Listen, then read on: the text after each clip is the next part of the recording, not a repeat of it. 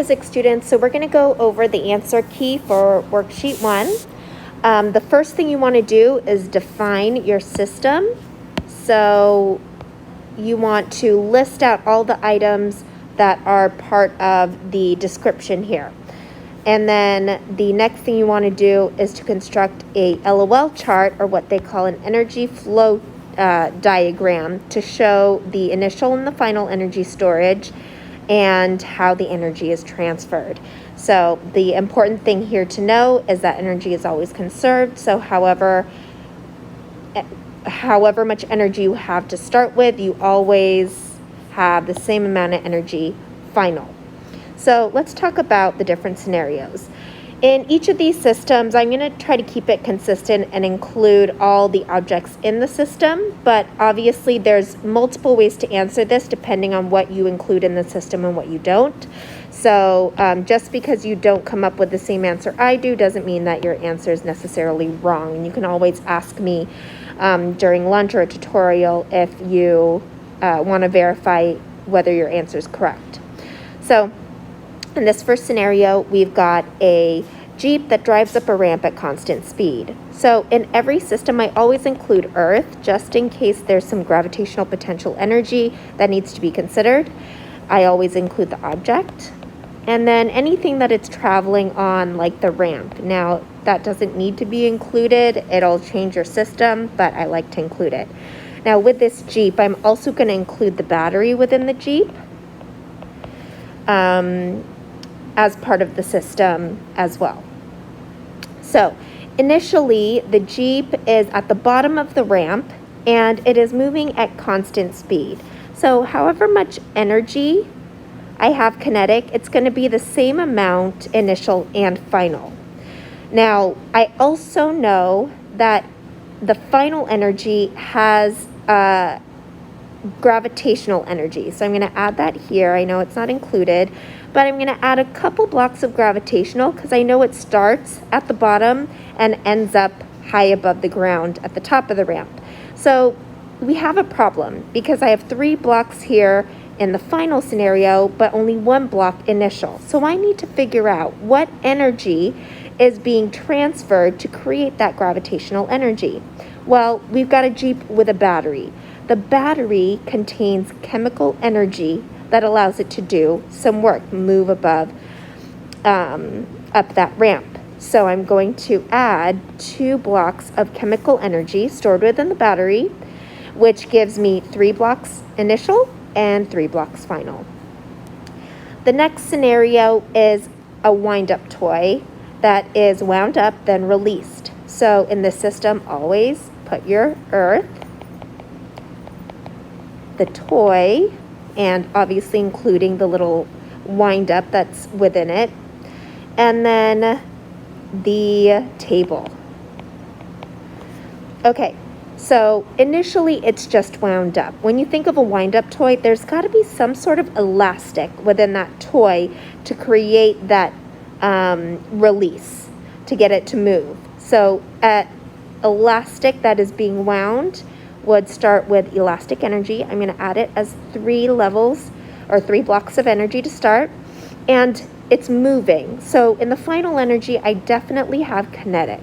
Now, I only put 2 blocks of kinetic, and the reason why I did that is because when I think about this motion, the dinosaur is stepping on the ground, and with each step is a tiny little collision, which we know collisions create thermal energy. So that's where my 3rd block is going to transfer to. It's going to transfer to thermal every time that dinosaur steps on the Earth. Now, some students release thermal out of the system, but in this case, because the toy and the table, those are the 2 objects colliding, are what contains that thermal energy. They're both part of the system, and therefore my block of thermal is also going to be within my LOL diagram. The next one is a 2-part scenario. It's a ball being dropped, but for the first state, it's going to start at the top where it's being held, and then it's going to end with a final state where it strikes the floor. So in this scenario, I'm going to always include earth, the ball, the floor, and you can include the person. They're not necessarily going to contribute any energy, but I'll include them regardless. So the single ball is right before it's being dropped. Obviously, it's right above the ground, otherwise it would have no place to drop to. So I'm going to include 3 blocks of gravitational energy. The person holding it, just holding it, doesn't exert any chemical energy, so I'm going to say that that's negligible. And then the final state is right before it strikes the floor. Now this word right before is a little tricky, but I want you to assume anytime they say right before or right after, that it's so close to the ground that the height is basically 0 and it's at its maximum speed. Remember, during kinematics we learned that as a ball drops, it increases speed, and just before it hits the ground, that's when it reaches its maximum speed. So I'm going to say all of the gravitational energy transfers to kinetic energy. In this second scenario, its initial state is the ball just after striking the floor. So again, right after it strikes the floor, we can assume that this height is equal to basically 0. And just after it strikes the floor, it's going to have its maximum speed. And then as it moves up, because of gravity, it slows down to a stop at the top. So maximum kinetic energy just after it hits the floor. And then it's going to, at the very top, reach full gravitational energy. So all kinetic transfer to gravitational.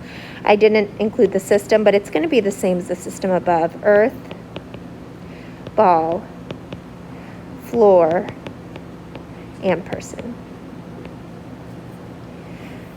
Next question is the air hockey puck. So I'm going to do something a little bit different here. I'm going to include the earth, always. It's not going to affect the system, but I'm going to include it anyway. I'm going to include the puck. An air hockey puck has no friction when it's turned on, or negligible friction. And then I'm going to include the floor.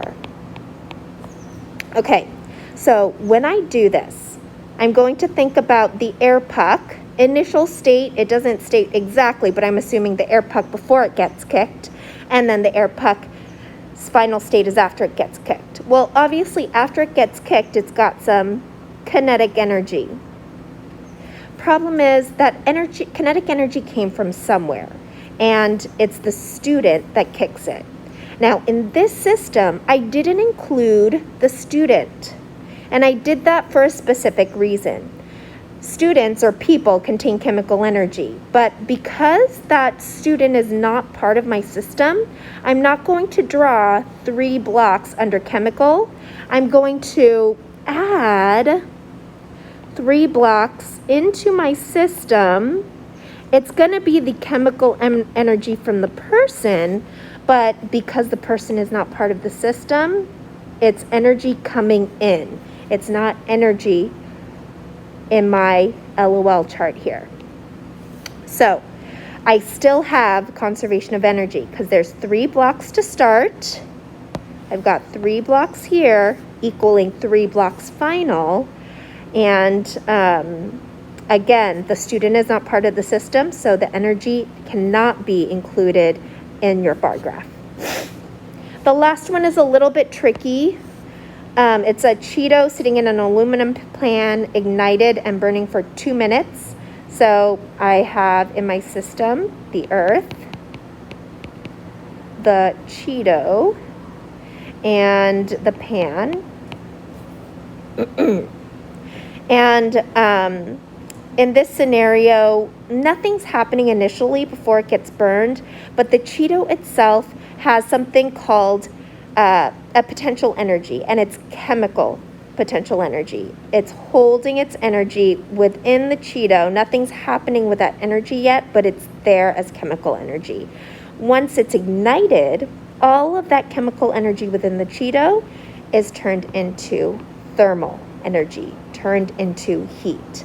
Now, the reason why a Cheeto has chemical energy is because it can burn, it can cause fire, and it's the chemicals within the Cheeto that allows it to do that. If you tried to burn a piece of metal or something, you would not say that it has chemical energy because it would not burn.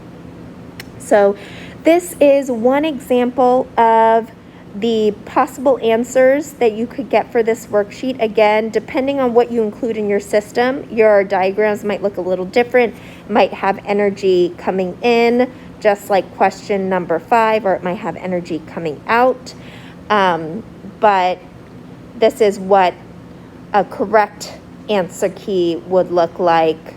If you have questions on your particular answers that might not match mine, they might be correct, and feel free to ask your teacher if that works or not.